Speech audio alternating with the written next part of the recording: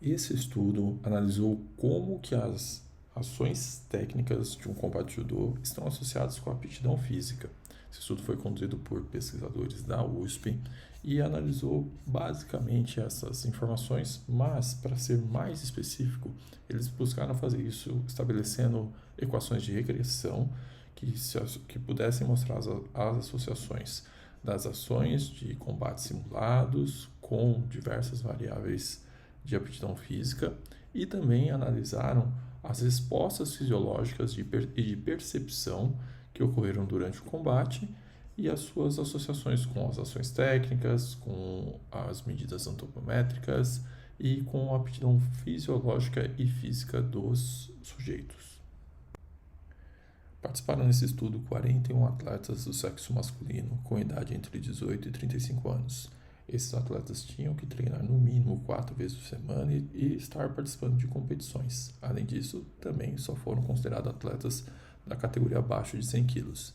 Eles fizeram medidas antropométricas, testes de potência aeróbia e anaeróbia de membros superiores e inferiores, teste de resistência de força de membros superiores e também um combate judô de 5 minutos, um combate simulado de judô de 5 minutos. Nos combates, os atletas lutaram com atletas de peso similar e nível técnico similar. As lutas foram filmadas e analisadas posteriormente, sendo analisadas diversas ações técnicas e as durações das ações. E também os atletas foram monitorados, tiveram a sua frequência cardíaca monitorada, a percepção subjetiva de esforço monitorado e a concentração de lactato. Bom, os primeiros resultados são bastante interessantes. Essa tabela traz as informações dos testes de potência aeróbia e anaeróbia de membros superiores e inferiores desses atletas, dado que pode ser interessante para uma comparação com outros testes realizados com atletas com um nível similar ao desse grupo que foi analisado. E aqui, na segunda tabela, nós vemos as ações técnicas, a quantidade de ações técnicas realizadas e o tempo das diferentes ações técnicas realizadas durante o combate, durante o primeiro minuto, o segundo, o terceiro, o quarto e o quinto minuto. Essa é a principal tabela do estudo. Aqui nós vemos aqui ao lado as variáveis que foram analisadas no combate e desse lado aqui nós podemos ver as equações de regressão que foram estabelecidas para cada variável.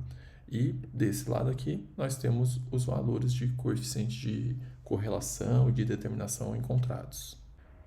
Bom, e essa tabela 4 ela é muito parecida com a tabela anterior, só que aqui ao lado nós temos as variáveis de análise de percepção e fisiológicas que foram realizadas após o combate, as equações de predição que foram estabelecidas e aqui ao lado também os coeficientes de correlação e determinação encontrados.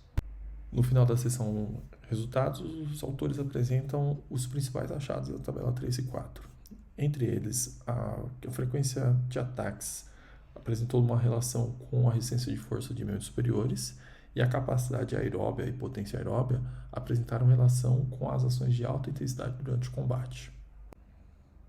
Indo para a sessão de discussão, vocês vão encontrar alguns pontos mais específicos que os autores discutem, como, por exemplo, a relação negativa da potência aeróbia com o tempo de disputa de pegada, e ao mesmo tempo que foi encontrado uma influência positiva da potência aeróbia com esse tempo de disputa de pegada.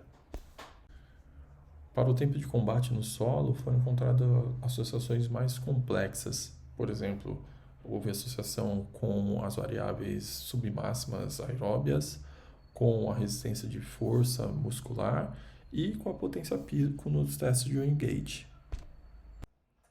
Os autores também discutem as associações entre a frequência das ações de baixa intensidade, como o tempo de deslocamento sem contato e pausa, com as variáveis avaliadas, assim como as associações das variáveis de monitoramento fisiológico e perceptivos que foram realizados após o combate.